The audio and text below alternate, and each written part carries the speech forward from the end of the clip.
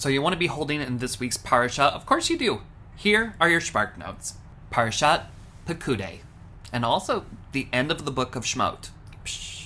Welcome one and welcome all to Ribbon Cutting Day. That's right, you've been patiently waiting for weeks. You've been reading through countless lists of materials and minute specifications. You've heard the word gold enough for it to lose all meaning to you, and yet it's all been worth it, because here it is, the grand opening day of the Mishkan.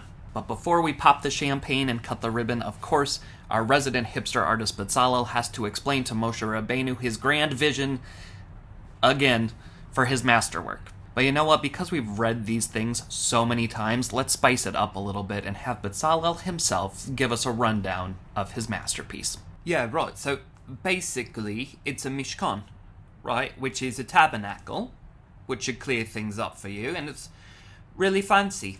I used lots of gold, tons of it, 29 talents and 730 shekels worth to be exact. We got the structure itself, the wash basin, of course, all the tools Aaron and his boys are going to need, and yeah, just a bunch of gold to make sure that when the sun hits it just right, you should be able to see this thing from outer space. I don't know why I made him British. I'm sorry. Anyway, before the ribbon is cut, Moshe gets a VIP tour, and he is blown away. Like a beaming father. I mean that quite literally. Laserface. Like a beaming father, he takes in the finished work with pride and emotion. But Betzalel's like, well, do you like it? And Moshe's like,